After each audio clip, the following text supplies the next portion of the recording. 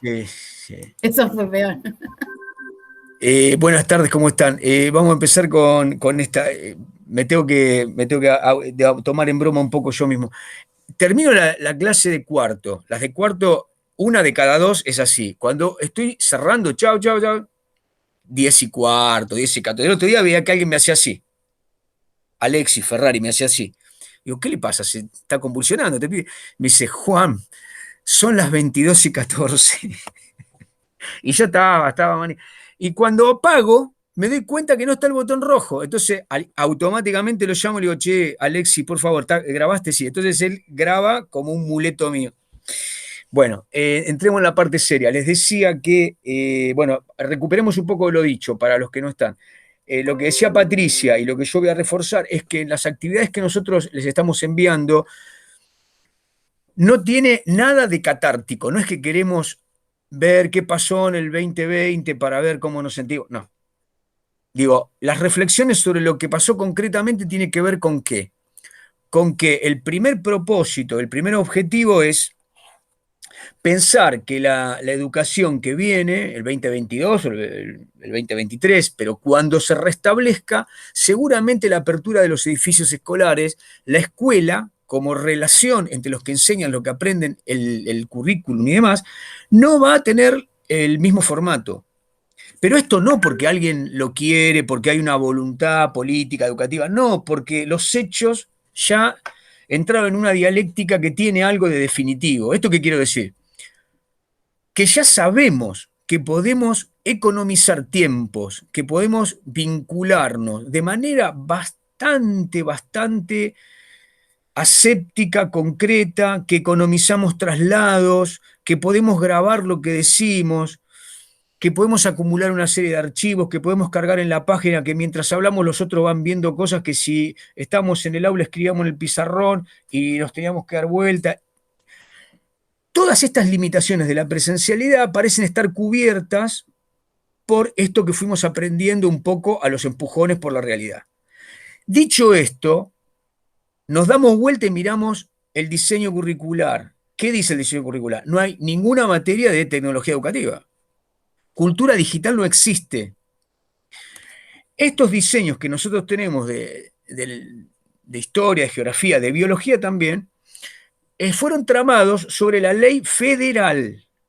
Ley federal. Hay que acordarse, Carlos Menem, de CIBE, Susana de CIBE, fue discutida en 1993 y fue implementada en 1996. Tercer ciclo de la EGB comenzó en 1997. Por esa razón, seguimos con esta, hasta el título del diseño es, ustedes van a ser profesores en ciencias sociales y en historia. Bueno, punto aparte, hay un delay muy importante de la política educativa en la provincia de Buenos Aires con respecto a, bueno, lanzar los nuevos diseños. Pero ¿saben qué? En el nuevo diseño, que está el borrador, solo en tercer año hay una materia que se llama lenguajes digitales y educación. Un solo espacio de 2 módulos semanales. En el diseño que ustedes tienen, la tecnología es considerada un espacio transversal, igual que género, igual este, que lo cultural. Digamos, hay líneas transversales. Se supone que todos los espacios construyen la tecnología educativa. Bueno, primer ítem. Segundo ítem. La tecnología educativa como tal, el mismo título tiene mala prensa. Tiene mala prensa la palabra tecnología en educación.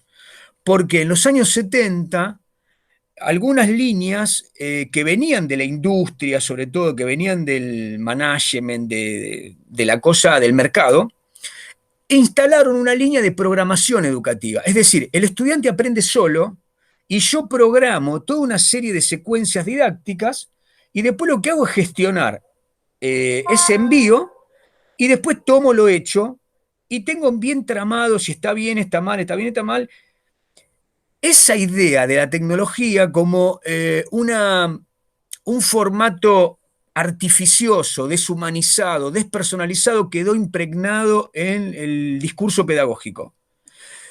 Bien, Durante mucho tiempo no hablamos de tecnología. La palabra tecnología no existe en la pedagogía. ¿Recuerdan algún autor que habla de tecnología? No. Recuperemos técnica y tecnología. ¿Qué quiere decir tecnología? Todos los instrumentos o dispositivos que median entre el que hace y el que recibe. En este caso, los estudiantes y yo que enseño, ¿no? Lo que está en el medio, lo que uso para, llámese el vehículo que transporta, el continente que recepciona y que contiene, los instrumentos que hacen de canales, en fin. Bueno, nosotros en las planificaciones los llamábamos recursos, recursos didácticos, recursos materiales, que es una forma bastante elusiva. Le puedo llamar recurso a esto que sostiene mi palabra y la escucha de ustedes y las imágenes, pero la verdad es que es más que eso. Entonces, volviendo al punto inicial, todo esto no está contenido en la estructura didáctica. Las didácticas que ustedes estudiaron no tenían capítulos referidos a esto. Por lo tanto, nosotros estamos viendo que tenemos que darles a ustedes, o a lo mejor tienen mucho para darnos ustedes a nosotros desde el punto de vista operativo, porque ya lo usan. Conmigo seguro que todos ustedes saben más de esto, me pueden enseñar. Pero lo que yo estoy tratando es de que pensemos la didáctica y la pedagogía mediadas por un proceso que ya está instalado. ¿Cuál es el proceso? No nos encontramos personalmente, físicamente, en las instituciones educativas, e igual el proceso educativo se dio. Entonces, esa seguridad, porque ocurrió el año pasado y ocurre este año, nos imprime una serie de seguridades. Los estudiantes que tengan problemas para ir a las instituciones educativas, ¿le vamos a poder decir que no van a poder recibir educación el año que viene? Hasta hace un tiempo, en las escuelas secundarias se le decía a la mamá, bueno, fíjese cómo viene, cuándo viene, no se le contaban los ausentes, no llevamos a esta lógica burocratizada. Ahora, ¿quién va a impedir que un docente que no esté en el aula, vieron que hay muchos docentes que están por distintas razones en otro lugar, tenga la necesidad de gestionar el encuentro con ese estudiante? Actualizarle los materiales, retroalimentar su actividad, tomar contacto con él. Si ya lo hicimos, ¿quién puede decir que no? ¿Quién, qué docente va a decirle al sistema que no puede materializar la digitalización de sus textos, de sus materiales de lectura? ¿Quién? Muy bien. Entonces yo digo, ustedes se están preparando para el espacio de la práctica y no tuvieron esa didáctica. Lo que tenemos que hacer con Patri es munirlos de algunos textos que nos hagan pensar en este tema que no tenemos compuesto como una matriz. ¿Con qué objetivo? Y bueno, con el objetivo de que ustedes lo puedan profundizar. Seguramente yo he juntado materiales, pero la verdad que no están digeridos de modo tal. Y una cosa más, miren, ya con los apellidos se van a dar cuenta. Tengo un manual de un tal Aria, que es un catalán, que más o menos se aguanta. Hay bastantes videos de ese Aria. En los módulos que tienen de Untref lo van a ver. Después está Fulan. Fulan creo que es canadiense, si no me equivoco. Burbules. La mayoría son anglosajones, porque lo tienen instalado esto desde hace bastante. Escuchen, ese perfil anglosajón tiene instalado también otra cuestión, que la educación no es un problema del Estado, porque en los Estados Unidos, en Canadá, la cosa está bastante más privatizada. Y por otro lado, la comunidad educativa no tiene ningún problema con el eficientismo. No tiene ningún problema con el eficientismo. Hay mala praxis de la escuela. Hay buenas escuelas y hay malas escuelas. No quiero entrar en ese debate, pero ellos lo tienen zanjado. La escuela que produce, comillas, produce mejores egresados, tiene más recursos y gestiona y digamos, en la comunidad hay un mercado de escuelas. Dejémoslo ahí, el debate lo podemos dar, a mí no me cierra eso, pero eso los tienen instalados. Por lo tanto, todo el debate que nosotros no tenemos sobre eficiencia y eficacia, en ellos no existe. Entonces nosotros tenemos que pensar, primero, quitarle la connotación a tecnología. Segundo, pensarla como un agilizador, digamos, por lo menos como un agilizador. Porque lo que decíamos el otro día, entre el polo de la tecnocracia pura, es decir, la tecnocracia es, el Estado va a poner un gran software general y los chicos van a aprender solo, individualmente, y va a haber facilitadores. Eso es un horror. El otro polo es, volvamos a la escuela romántica del 2019 donde todos nos abrazamos. Eso se terminó. La verdad, requiem. Requiem para esa escuela. Yo sé que igual, esto es Argentina, vamos a volver y va a haber una inercia que va a tratar de retomar los trimestres y cuánto la nota y qué sé yo, y los boletines de papel. Es probable que eso vuelva, pero ya nos queda tramada la información, muchos docentes van a querer tener su blog, muchos van a tratar de hacer el grupo de WhatsApp, muchos vamos a tratar de que los padres y las madres entiendan que el grupo de WhatsApp es una necesidad, que es un vínculo, que la clase no puede ser 2 horas en la semana y listo. Todas esas seguridades tienen que construir una dialéctica nueva y ustedes van a tener que estar en ese tramado. Entonces, digo, lo pienso, si ustedes quieren, como materiales que nosotros les aportamos para que ustedes construyan. No es porque nosotros tengamos todo claro. Nosotros estamos tratando de formular propuestas con lo que estamos leyendo a las apuradas. Y también una cosa me pareció a un pie de página. Por ejemplo, estaba viendo las redes conceptuales y yo también estoy tratando de entrar, vieron que yo soy medio fanático de esa cosa gráfica, ¿no? De las periodizaciones, qué sé yo. Y yo usaba Excel, Word, vieron que una cosa artesanal con la forma, pongo la flechita, me encanta eso. Pero claro, uno entra a Mindomo, Canva, qué sé yo, y están como los formatos ya armados. A mí no me gustan, nunca responden a lo que yo necesito, pero no importa, están hechos. Están hechos. Entonces digo, conocer la cantidad de aplicaciones educativas que tenemos a la mano es un avance fenomenal para hacer presentación de clases. ¿Entienden? Pasamos del televisor con la ruedita, ¿no? Que vamos por el pasillo. Pero no estoy diciendo el televisor por el pasillo no. Va a seguir estando y lo vamos a seguir usando. Pero todo esto nuevo agiliza y por ahí puede ser un complemento, por ahí puede ser parte y seguramente tiene que ser algo que circule. Una cosa que hablamos con los chicos de perspectiva pedagógico-didáctica de segundo. Yo doy la didáctica de segundo. Entonces les decía ayer en clase, escuchen, ¿de qué se trata esto del flipped classroom, ¿no? La clase invertida. Lo que nunca podemos hacer en el profesorado es, che, léanse, esto que están haciendo ustedes en las materias curriculares es imposible. Y yo me niego a repartir en el aula 4 textos y que lean media hora, porque en realidad lo que hacen ahí es hablar de otras cosas y nunca llegamos a algo concreto. Entonces, ¿la idea cuál es del flipped classroom? La información es una parte de la clase que no necesita ser monologada. Si la da el docente desde un lugar unidireccional, monótono, tedioso, la verdad es que no aporta nada. Los estudiantes saben que eso mismo está en otro lado. Es más, yo ya colgué mis propios Madariagas que hablan por mí. Listo, mirate el video. Y cuando vamos a la clase, pensamos juntos, producimos juntos. Entonces yo les decía a los chicos, olviden lo de la información. Y los chicos se resistían. Me dicen, pero hace falta un profesor. Tienen razón. En la elaboración, lo que uno hace es volver a rediseñar la arquitectura conceptual. Reconceptualizamos, pero no perdemos tiempo en la información. ¿Entienden? También creo que eso es discutible, porque digo, ¿de dónde, de qué fuentes buscás? Pero bueno, yo estoy diciendo que les puedo anticipar el link del video que yo quiero, o de los videos, y les digo, mirate esto, y si encontrás otro más que te guste, aportalo. Y venite con eso a la clase.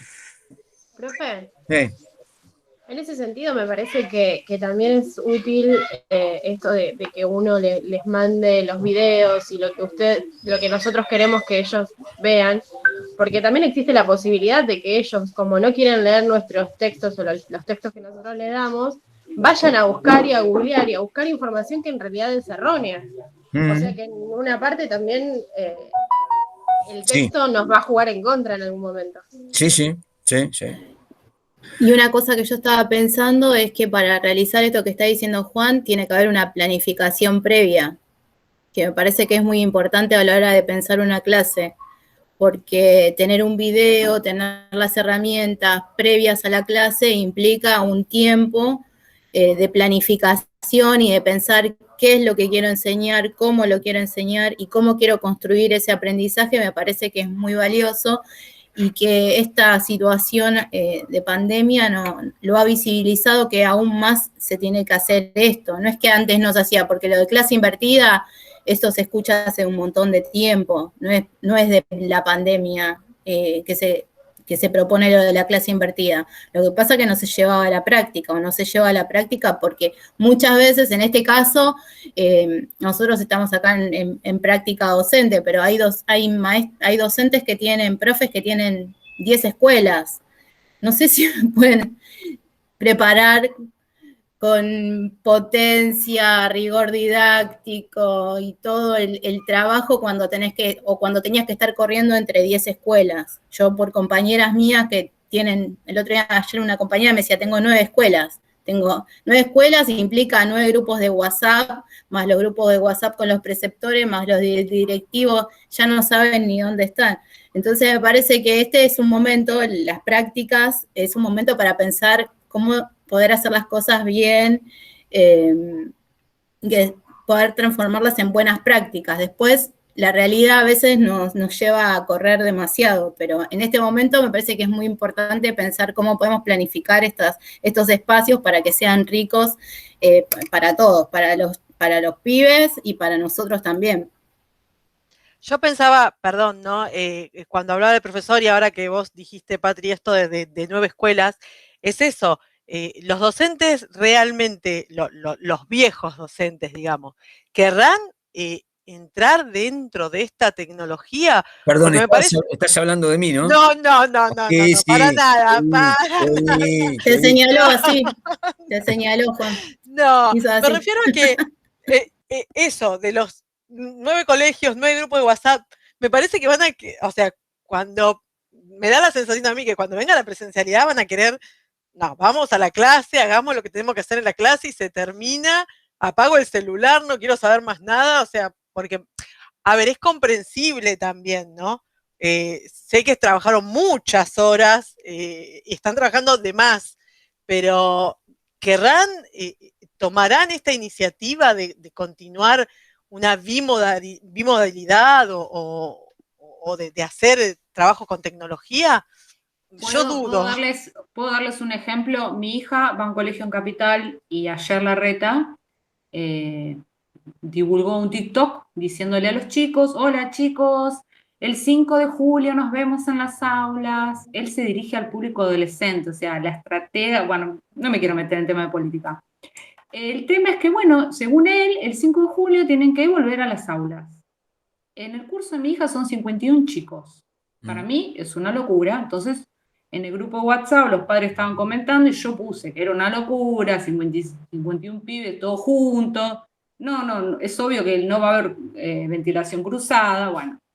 Y saltan las madres, no, que la educación es una porquería, que este sistema no sirve para nada. O sea, va a costar sacar en las mentalidades de las personas también, porque prefieren que los pibes vayan al colegio y se contagien antes que los pibes tengan clase por Zoom.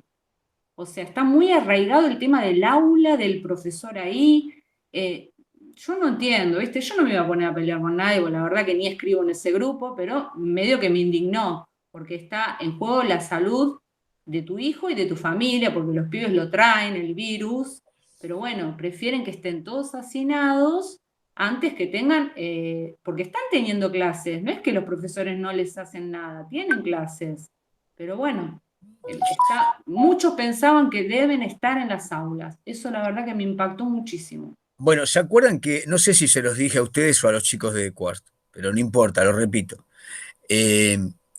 Digamos, la institución escolar es un organizador social, es una institución de gobierno de los adolescentes. Es una institución de gobierno de los adolescentes, es una institución biopolítica, ¿no?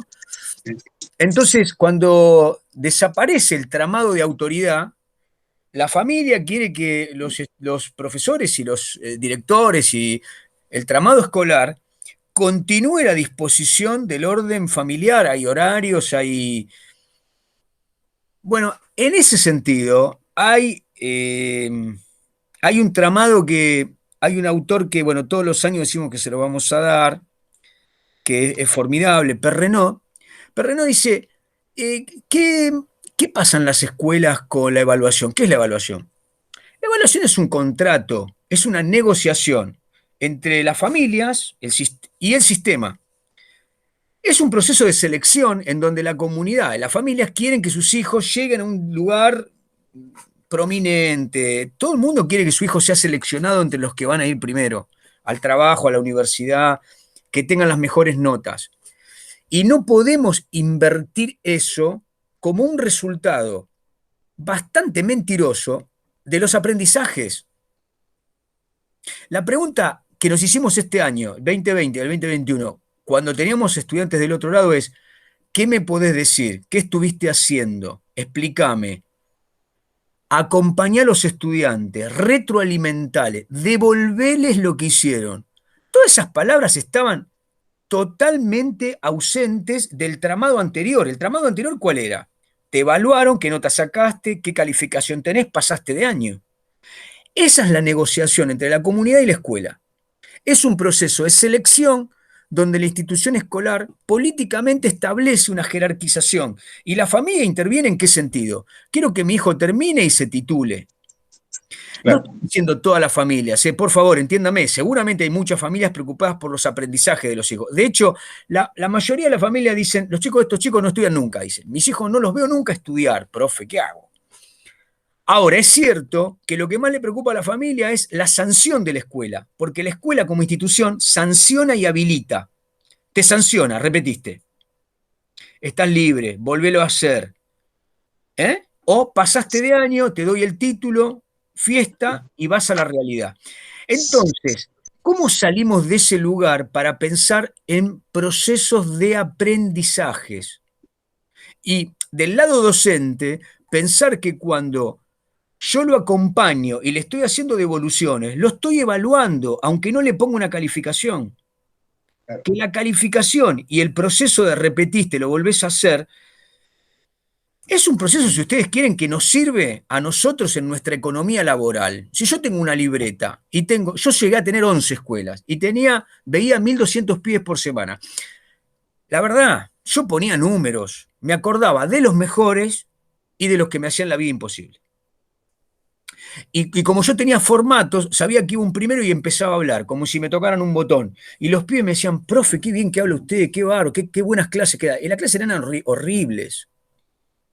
Y escuchen, ¿el gobierno escolar cuál es? Ustedes todavía siguen yendo a una escuela, entran a un curso, el curso hace despelote y ustedes dicen, abran la carpeta y empiezan a dictar cualquier cosa. Llueve de noche, o sea, empiezan una poesía extraña, empiezan a dictar. Los pies automáticamente agarran la virome y empiezan a escribir. Automáticamente, es algo que está tramado en este gobierno escolar. Es más, me pasa en el profesorado, nos pasa. Escúchenme, vamos a charlar de esto. Y automáticamente hay alguien que se pone a escribir. Tiene que tomar nota. Entonces, yo lo que digo es, volviendo al principio, si tenemos que convertir el lugar de encuentro en algo rico, el lugar de encuentro tiene que ser algo en donde los estudiantes tienen que estar acompañados por nosotros porque nosotros le vamos a dar una guía, una reconceptualización. Vamos a pensar juntos y nosotros somos líderes en la construcción de pensamientos sobre esto nuevo. Hay problemas, hay hipótesis de solución, hay información varia, etc. ¿Cómo hacemos para que todos piensen en aprendizajes y estén preocupados y concentrados en ver esos videos, leer esos textos, colaborar con sus compañeros, conectarse con sus compañeros para hacer una tarea? Me parece a mí que es el gran objetivo que no sé si se va a poder lograr rápidamente, pero estoy seguro de que tiene que ir por ese lado, ¿no? Y que coincido con Nancy. Si yo a mi compañera, que la quiero mucho, a la directora de la secundaria, yo soy vice en una secundaria, ¿no? Si yo le hice comprar un celular a mi directora, ¿no? Y se lo configuré y le puse el grupo de WhatsApp porque estaba podrido de responderle yo a la inspectora. De esto hace 5 o 6 años. Yo le doy el celular a ella, o le doy una lapicera y una hoja, y automáticamente agarra la lapicera y la hoja. Porque esto es una cuestión de brecha generacional. y de brecha digital, si ustedes quieren, ¿no? Pero eso no nos pasa con los chicos. No, no nos pasa con los instrumentos. Los chicos están preparados para esto, ¿no? Entonces, bueno, por ahí va la cosa. Discúlpenme que derivé un poco, pero bueno, les paso la palabra. Bueno, pero esta es la lectura justamente del día de hoy. Cuando nosotros vemos tecnología de la información y comunicación en la educación, lo que nos pasa a nosotros es que una cosa es un texto para leer, para estudiar, y otro para incorporar. ¿Qué pasa? Nosotros en general, el otro día me hizo acordar usted, profesor, cuando me dijo que tenía 6 horas para leer por día en su mejor momento, ¿no? Yo había hecho en su momento algo parecido, digo, ¿cuál es la bibliografía que me dan acá? Si yo tengo que leer tantas horas o tantos minutos, tantas páginas, es mentira que cualquier alumno lee algo de todo esto. Con toda franqueza, por más bibliografía que nos den. Simplemente sumando el tiempo significa ver una hoja simplemente. Y si uno además a eso le agrega que cada vez que la vuelve a releer saca conclusiones diferentes, nos damos cuenta que el proceso de aprendizaje en algún aspecto es cosmético. Es decir, hacemos que aprendemos, hacemos que enseñamos y mandamos bibliografías que están en estas cosas que son inleíbles. Por ejemplo, lo que tenemos que hacer nosotros es cómo incorporar estas tecnologías, digamos, a partir de la acción y el uso, y también tener claro estos límites y cómo los pasamos. Y ahí está el criterio. El criterio es qué priorizamos de cada cosa.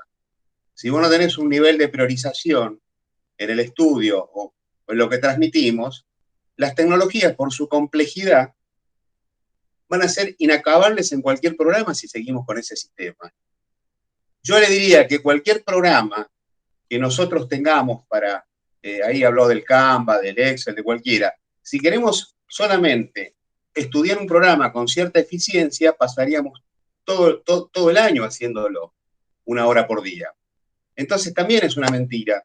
Lo que nosotros tenemos que tratar es de generar una circulación de conocimiento de lo superficial a lo profundo y que eso se vaya utilizando con el uso, no un momento donde solamente se usa, o se estudia, qué sé yo, se estudia didáctica. La didáctica sería interesantísimo estudiarlo mientras se da clase con un contenido, porque ¿cómo se enseña algo sin tener el sustrato? ¿Cómo yo puedo enseñar a forjar un hierro explicando que el hierro acá no lo tenemos y hablamos de técnicas extraordinarias? ¿Cuál es la razón por qué todas las clases de didáctica en un profesorado son un opio y un desastre? Tiene que haber una matriz, una lógica, que frente a cualquier clase de didáctica, el discurso es una cosa es la práctica y otra cosa es lo que decimos. Y yo eso lo aprendí, y cuando lo aprendí pude pasar. Sonó denuncia lo tuyo. No, no es una denuncia. No. Sonó denuncia. Sería una denuncia si no quisiéramos aprender. No, y Carlos... Perdón. No, terminá de hablar.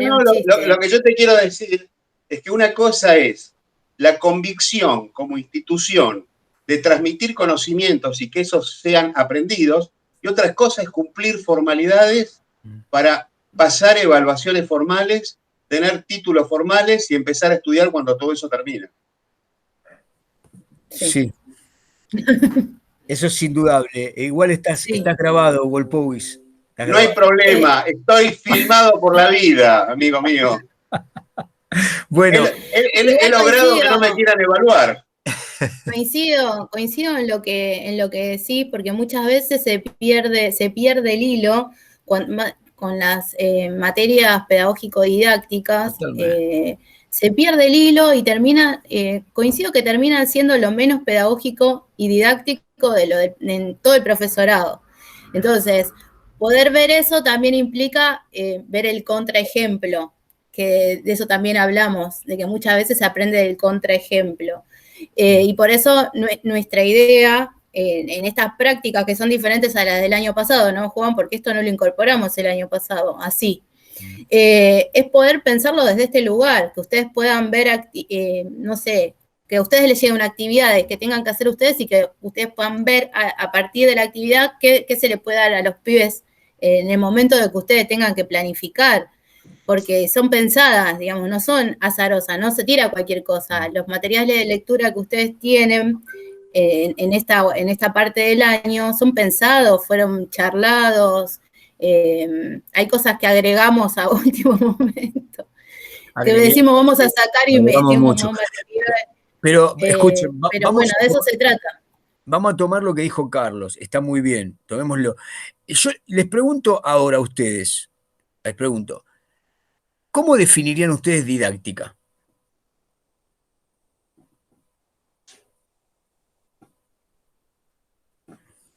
Es la disciplina que enseña en base a la ciencia pedagógica.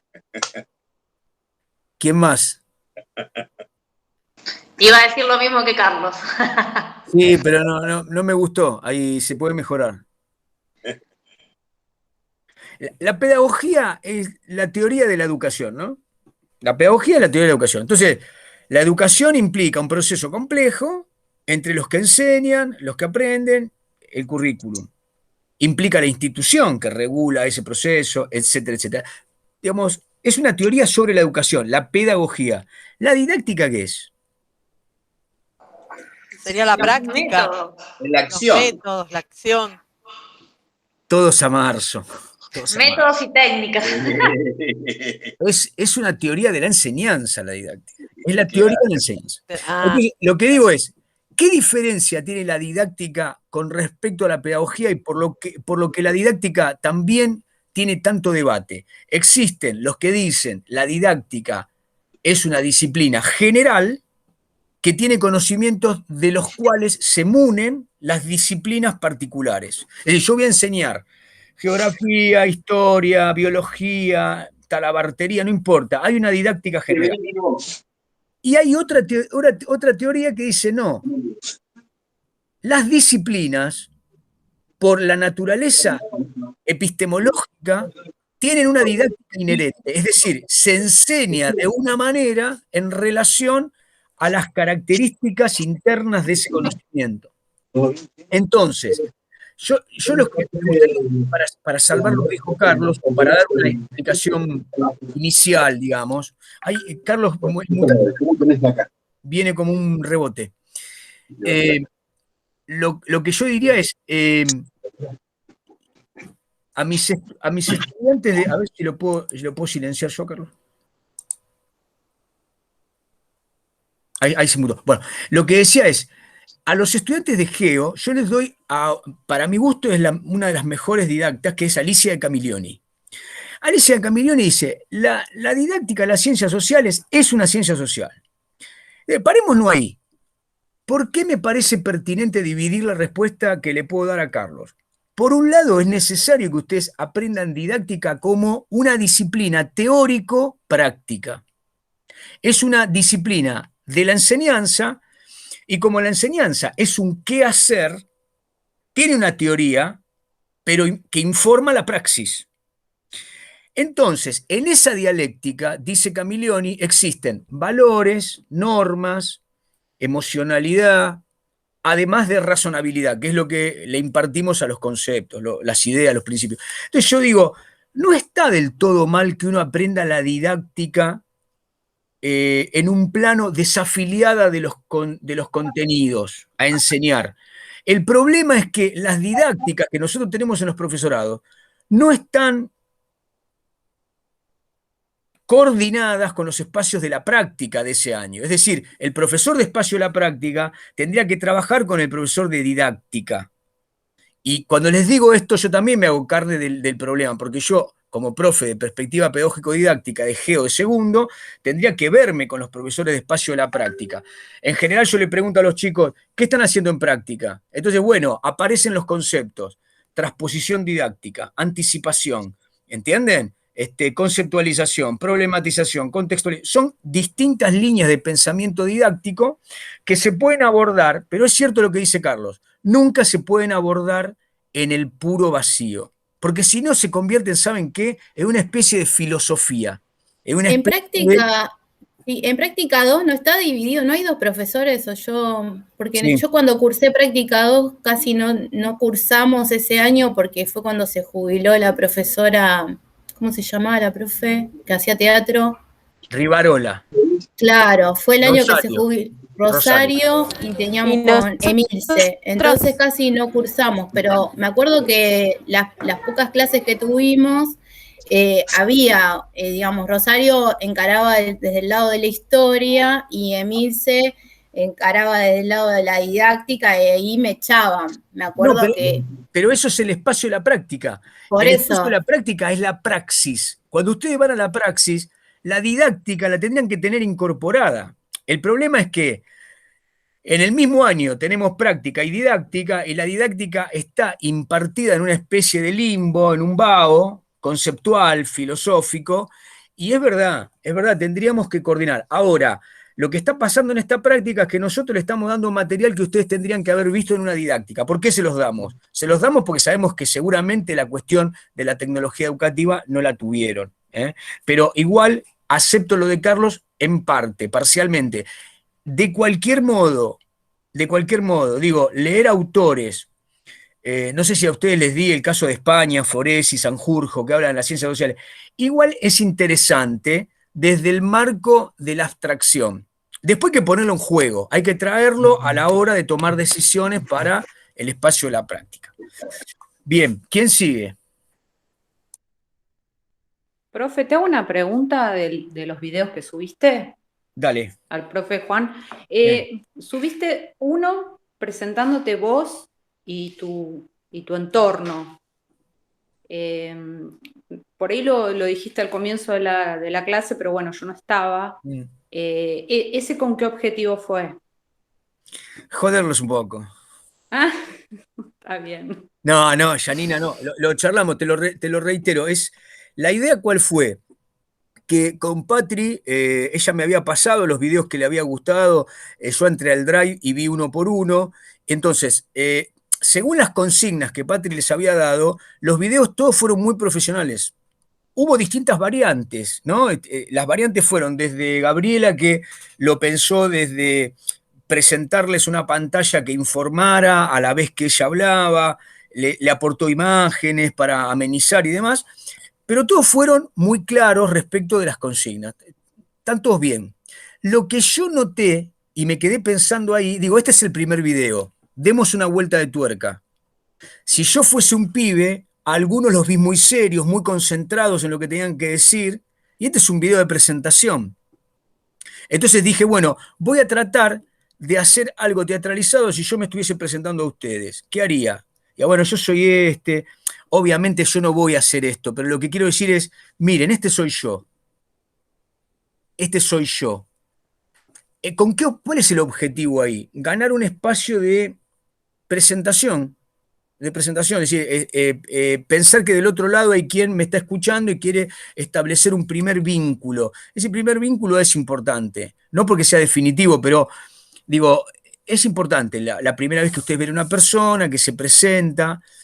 Entonces hablábamos, por ejemplo, Yanni, de la incomodidad que genera estar pensando lo que uno va a decir y a la vez sonreír, tratar de ser cordial o que la cosa no sea que tenga un rictus tan protocolar. Pero también decíamos que, bueno, que esto, lo que yo les sumé no es una crítica, sino un aporte para que sigamos pensando en futuros videos, que no es fácil de lograr igual.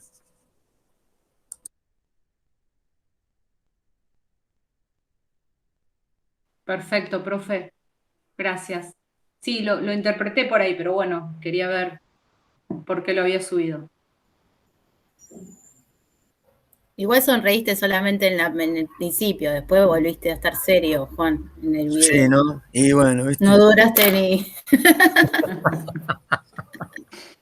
ni dramatizando, mira. Profe.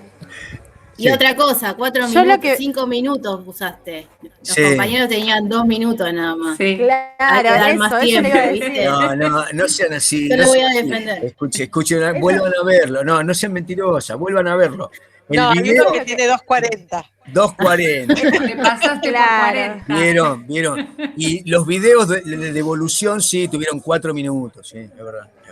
No Eso se es lo puede. que yo había pensado, o sea, reflexioné, digamos, mirando los videos de los compañeros y los videos que nos diste vos. Lo que había pensado es que por ahí, si lo tendría que pensar ahora, reflexionando para una clase, diría, bueno, primer clase tal vez les mando un power como el que hice con la información de cómo nos vamos a comunicar. Y después está bueno tal vez usar lo que hizo Romy de pedirles una presentación a ellos, o sea, mandarles una presentación más relajada mía y pedirles una presentación a ellos. Yo el año pasado con mis alumnos, por ejemplo, hicimos, ¿viste que estaba el TikTok ese de que se pasaba una cosa para un lado y el otro lo recibía? El video ese. Y entonces hice lo mismo pero con un avioncito de papel, tipo me presento y tiro el avioncito y entonces así me mandaban todos los videos los chicos y después lo hacía en un solo video con la presentación de todos. O sea, eso me parece un poco menos. Y después en un tercer video presentar el material de estudio y los temas que vamos a ver, porque como que todo en un solo video pasás de la relajación y de lo libre a lo técnico de la materia.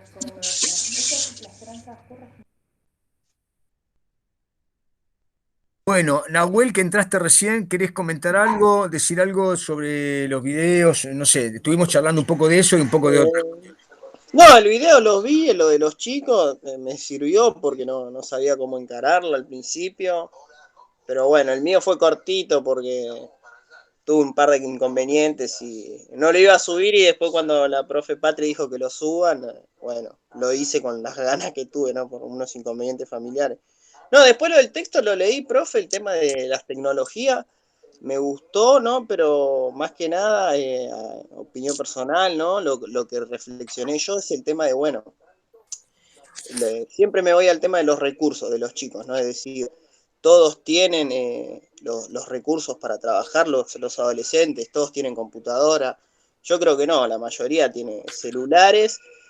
¿Y qué hacemos con eso? Tenemos que tratar de buscar estrategias didácticas, digamos, como lo hace uno en el aula, de escribir, bueno, le doy 5 preguntas, y bueno, de esas 5 preguntas mandame una foto de las respuestas y yo ahí te evalúo, para no hacer todo en formato Word. Depende de la necesidad de cada chico también, porque si hay chicos que, bueno, tienen los recursos tecnológicos y van aprendiendo y pueden entregar en formato Word o PDF, está buenísimo, pero también hay que pensar el alumno que por ahí no llega a esos recursos, ¿no? Es lo que un poco el texto lo plantea, ¿no?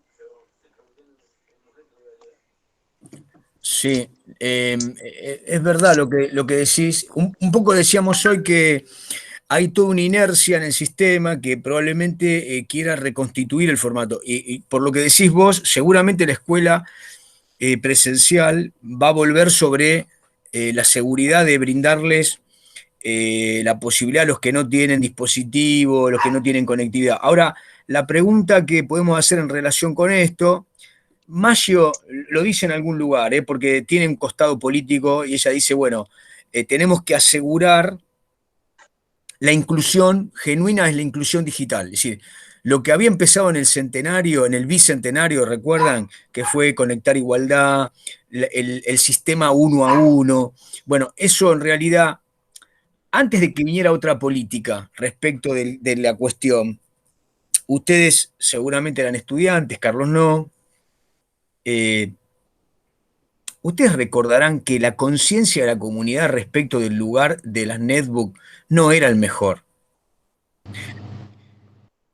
Primero, las escuelas nunca recepcionaron el sistema Conectar Igualdad desde el lugar adecuado.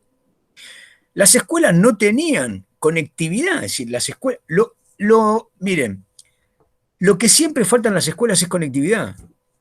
Les voy a decir algo que se decía en todas las escuelas todo el tiempo. Cuando uno decía, ¿me das me decís cuál es la contraseña? No funciona, te decían cualquier cosa. Porque el otro peligro, ¿cuál es? Los pibes van a entrar a pavear. ¿El tópico cuál era? Si yo les doy la señal, revienta todo porque entran todos a pavear. Ahí hay un problema de mentalidad. Yo creo que la pandemia operó el convencimiento de que en las escuelas tenemos que ir a un sistema en el cual estos recursos que son muy valiosos se tienen que cuidar. Las netbooks, yo creo que la mayoría fue a parar a un lugar oscuro, no funcionaron nunca en red, pocos docentes dieron clases con las netbooks. No sé si yo me equivoco o estoy hablando de mis experiencias. Yo tengo una netbook, pero se bloqueó y bueno, y nunca más la usé y la tengo ahí, no la quiero tirar, ¿viste? Qué sé yo, por ahí algún día me sirve, pero... Igual los docentes, vos Juan que estás en conducción también, los docentes no somos un poco islas que trabajamos de manera solitaria, porque me parece que esto no depende solamente de las buenas voluntades, me parece que es una cuestión de políticas públicas, de una bajada institucional, porque si no, seguimos en las buenas voluntades, en docentes que pueden, aquellos que no, y seguimos como en este vaivén y queda como en la anécdota.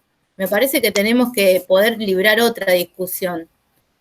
Aparte que no, me parece que no solo depende del colegio, creo que Mariana Maggio lo decía en el video, que también se le tiene que dar en las casas a los chicos la posibilidad de tener internet y de poder conectarse desde las casas. No es solo el colegio. Pero creo que tiene razón Patri en lo que dice de las políticas públicas, porque es la manera o sea, la política pública también se encarga de concientizar a toda la sociedad y a las familias y a esto de tomar conciencia de que la tecnología ya no es una manera de difundir. Bueno, el texto que yo leí hablaba de que a día de hoy es un modo de construir el conocimiento, la tecnología. Entonces, no solamente hay que verla como que el pibe va a ir a paviar con la señal y que una computadora en la casa, ¿para qué? Para eso, no sé, me compro... Bueno, hay gente que obviamente compra comida en vez de una computadora. Pero ¿para qué voy a tener la señal de Wi-Fi si total, no sé, la usa el pibe para paviar nomás? No, el pibe tal vez la va a usar para estudiar y la necesita. Y yo creo que eso también es lo que se empezó a trabajar ahora en pandemia. Yo de mis alumnos el año pasado se conectaban 4 o 5 y a día de hoy tuve alumnos que hasta la mamá los acompañó a una plaza a conectarse con el Wi-Fi público para participar de la clase. Entonces creo que esas cosas son súper valorables y el cambio que hubo del año pasado a este es impresionante. Bueno, una de las cosas que dice Maggio es esto, ¿no? La inclusión digital se tiene que convertir en un derecho. ¿No? A ver, para decirlo de otra manera, en el siglo XIX, Sarmiento y sus compañeros decían, bien, alguien que no sabe leer y escribir difícilmente pueda entrar en el mercado moderno, en la vida civilizada. Bueno, la verdad es que probablemente cuando se escriba historia dentro de un tiempo se va a decir que entre el fin del siglo XX y la segunda década del siglo XXI hubo una transición que la pandemia aceleró, en la cual el que no tenía acceso a una cultura digital mínima para operar quedó fuera del mercado y quedó fuera de la producción. Si eso es así, no puede faltar alguna normativa, como dice, yo entiendo lo que está diciendo Patricia, les está hablando como docente. Ella en su escuela y yo en mi escuela vivimos esta situación. Docente fulano de tal, sí. ¿Me puede dar su celular? No, mi celular no es privado, es un objeto personal, mi número no. ¿Y cómo se va a conectar, señor profesor? No, mándeme un mail. Y la normativa lo protege, porque le tengo que mandar un mail que es como si fuese un correo, una información fehaciente, y si yo le mando un WhatsApp y él no me lo quiere responder, me va a decir que el celular es un objeto que lo puede tener o no lo puede tener. Bueno, probablemente necesitamos otro tipo de normativa para que, en el caso mío como vice, y supongamos que Patri fuese una docente, yo dije, reunión de los maestros. Vengan todos con su notebook. Les voy a pasar un link y ahí va a haber un documento colaborativo. Todos tienen que aportar a eso que vamos a hacer el acta de la reunión. Y no puedo sacar los pies del plato. Pero como todavía esto no está legislado y estamos funcionando en la escuela industria, ¿vieron? Esa escuela que domina los cuerpos, que está en el aula, que tráeme la carpeta. Digo, va a tener que haber en el medio algún tipo de normativa que nos obligue a los docentes, no son muchos los que están, pero son lo suficientes como para obturar el trabajo colaborativo o o digamos, para no trabajar en grupo, porque lo que está diciendo Patri es, todos nosotros damos clase y ustedes aprenden en forma individual. Nos juntamos en grupos y nos mandan esto, pero la idea de colaboración permanente en una escuela como planificación institucional, eso todavía está vacante, se hace a veces y muchas veces no. En educación primaria se hace mucho y bien. En educación secundaria encontrar acuerdos con todos los docentes es lo más difícil que yo creo que se puede hacer en una secundaria. Juntar a todos los docentes de un departamento prácticamente es un objetivo, olvídenlo. Porque el docente dice, yo estoy en otro lado. Y la directora al otro lado dice, ¿otra vez me lo citás un martes? No, no puede ir. Porque si no, los pibes que tienen el martes no tienen nunca a la profesora o al profesor. Entonces, ahí tenemos un problema y ¿saben qué pasa con los docentes secundarios? No queremos hacer olas. Porque si hacemos olas, por ahí viene un cambio y dicen, bueno, a ver, barajemos y demos de nuevo. Y todos nosotros estamos parados en que cobramos de acuerdo a la cantidad de módulos y los que obtuvimos los queremos conservar. Así sea uno acá, otro allá y otro allá. Porque es trabajo. Ahí hay un tema que es muy complejo. ¿Vieron esta cosa de que muchas veces hubo el proyecto de decir, un docente le doy el equivalente a un cargo? ¿Qué es un cargo? Que se quede 8 horas en la escuela. ¿Qué cantidad de módulos son? Tantos, muy bien. Los docentes teníamos pánico. ¿Por qué? Porque sabíamos que el sistema siempre tiende a jodernos un poquito. El sistema va a tratar de cortarnos un poquito de los costados, pagarnos un poquito menos, darnos una hora más de trabajo y pagarnos menos. ¿Esto es así? Sí, es así. Los docentes ganamos mal, no nos pagan lo que hacemos fuera del aula, y cuando pueden las reformas siempre se quedan con un poco. Entonces, el miedo, la verdad es que es genuino, pero la verdad es que la reforma en algún momento va a tener que venir. Yo el otro día le decía, creo que a Fernando Mareque, ayudante de siglo XX, esto de estar yo acá en mi biblioteca, que la convertí en mi salón de clase, es el ideal. Pasan los alumnos y yo me quedo en el mismo lugar. ¿Vieron las películas yankee que los pibes van al salón del docente? Y el docente tiene un tiempo para estudiar, para corregir y se lo pagan. ¿Me entienden a dónde voy, no? Bueno, ahí estamos entrando en un tema que ya es de política educativa. Pero parémonos de nuevo en el tema. Yo creo que el derecho a la inclusión digital, digamos, va a tener que ser sancionado. El problema, como dice Nahuel, una cosa es sancionarla en el papel, en un decreto, y otra que después los pibes tengan efectivo acceso, porque tengan un dispositivo y porque tengan conectividad. Estamos totalmente de acuerdo. Bueno, ¿quién más quiere? Es como que a mí me hace ruido siempre eso. Yo quería preguntar. Sí, lo ideal. Dale, no, Gaby, dale. No, era una aclaración nada más, que lo ideal sería que esta política educativa sea acompañada por una política social y bueno, ahí ya está, ya somos todos Gardel. Lástima, vivimos en Argentina y todas esas cosas que pasan. No, yo quería preguntar en relación a los textos que trabajaron, si alguno pudo hacer hincapié en la actividad lúdica, si lo pudieron ver. ¿Y qué lugar le darían ustedes como profes de historia, ¿no? a la actividad lúdica? Me parece que es muy interesante la propuesta de un TREF, no sé quién lo leyó, de la gamificación y de los videojuegos. Nosotros estamos, digamos, a años luz de poder llegar a ofrecerles esas cosas como docentes de práctica, pero me parece muy interesante poder ver, leerlo y saber que eso puede producir conocimiento y que esté cercano a las inquietudes que los pibes tienen, ¿no? Igual no sé si también leyeron los tipos de escritura que tienen los pibes ahora. Me parece muy interesante poder hacer hincapié en esas cosas que para nosotros es lejana y para ellos es muy cercana. No sé si alguno pudo abordarlo. Tenemos poquito tiempo que tenemos que entrar a otra clase, Juan, pero si alguno puede hacer...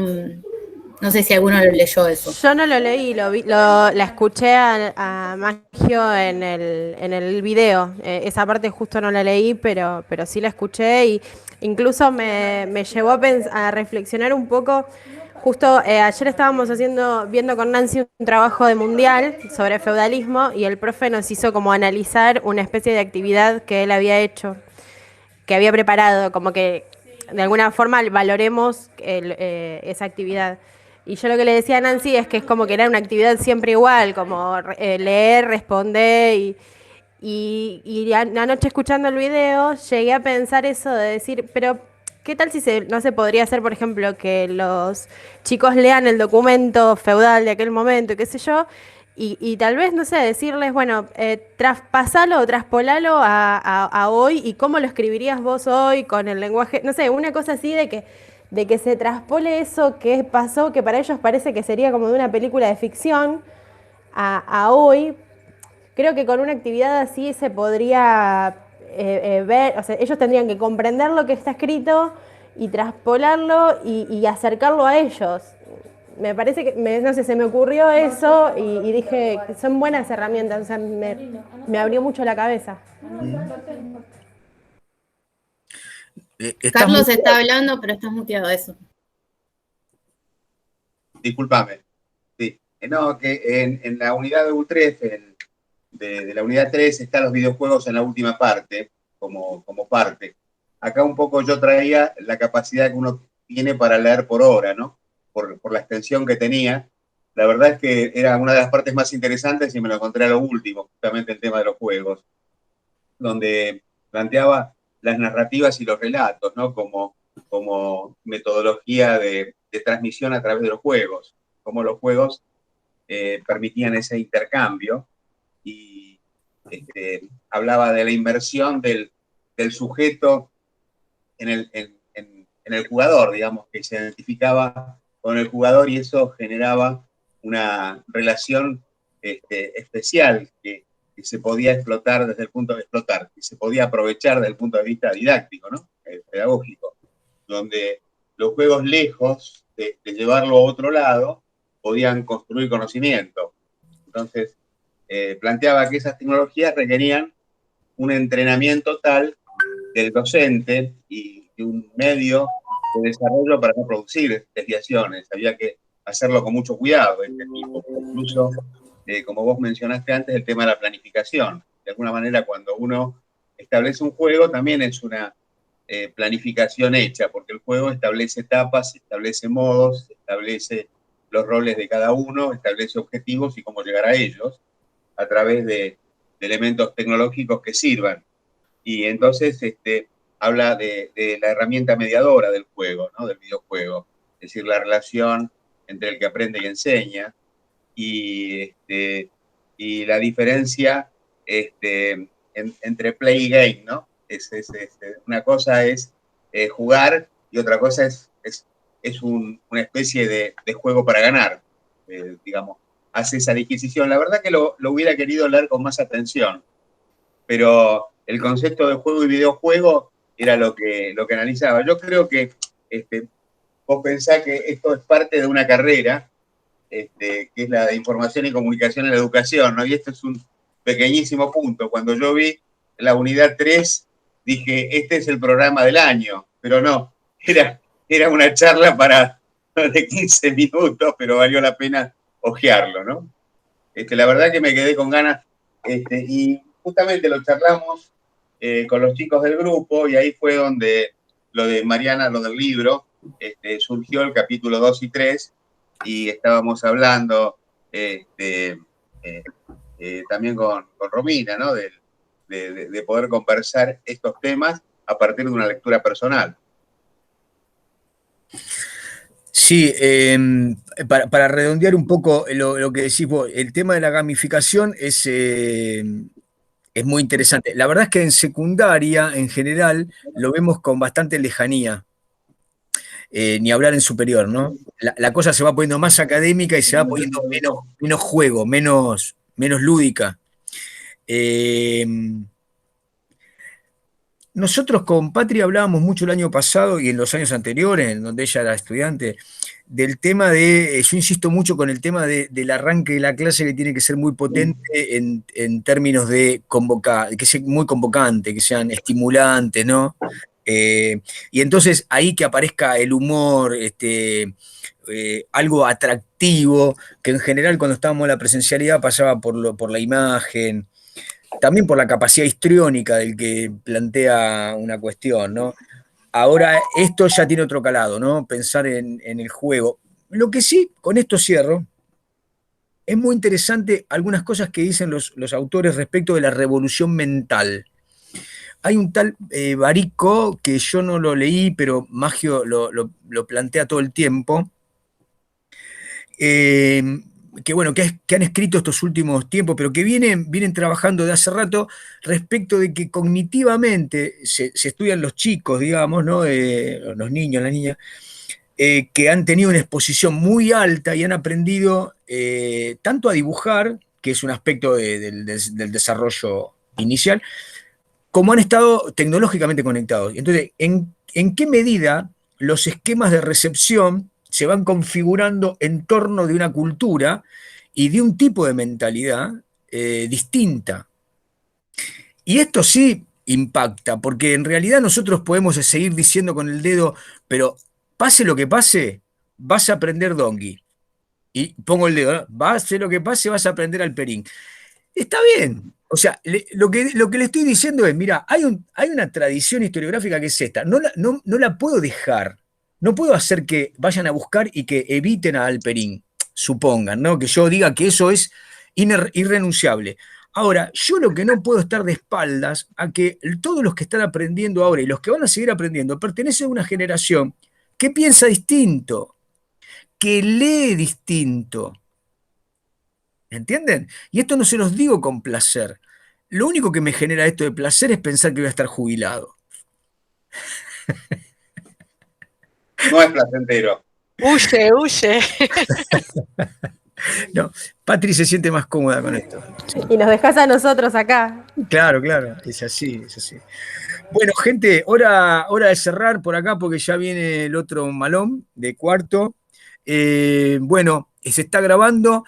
Muy interesante. A mí me parece que más allá de que estamos pensando con Patricia todo el tiempo, no queremos tampoco saturarlo. Nos parece que está bueno que se puede ir digiriendo en términos de que ustedes vayan asumiendo estas posturas. Tampoco pretendemos que todo esto que estamos diciendo que es nuevo y lo están leyendo, lo vayan a llevar a la simulación de manera óptima. Porque en realidad todo esto es un proceso. Pero sí que lo vayamos charlando, debatiendo, implica la posibilidad de introducirlo de distintas maneras, ¿no? Patri, ¿querés cerrar? No, nada. Les agradecemos a todos. Para mí hay que proponer el video de presentación sin consignas para la semana que viene. Así los ponemos ahí de vuelta a sufrir un rato. Pero salió, a mí me encantó, así que salió. ¿Podemos darle un poquito más de tiempo? Por fin. ¿Cuánto? ¿Una semana más? 75, ¿Hasta cuándo se cursa? Trabajos tenemos. Sí. ¿Hasta cuándo se cursa, Juan? Hasta el 16, creo. Sí, pero nos quedan 2 clases. Tenemos el por lo menos hasta... Sí, Gaby, no hay problema. Hasta que le traigamos el trabajo a Curiel. Tenemos un trabajo para Curiel que es... pero Curiel... La muerte. No, Curiel... No, es bueno. Lo más importante es esto, perdóname. Bueno, tenemos un encuentro la semana que viene y después tenemos otro... No, tenemos... 2 más. 3 más, ¿no? Si no me equivoco. 2, no, 9 feriado. Bueno, tenemos 2 clases más. Bueno, listo. Está bien, bueno, sí. Vaya, lo vamos comunicando por el WhatsApp, ¿listo? Cambio y fuera. Gracias, profe. Chao, gracias. Chao. Chao, Patricia. Nos vemos, profe.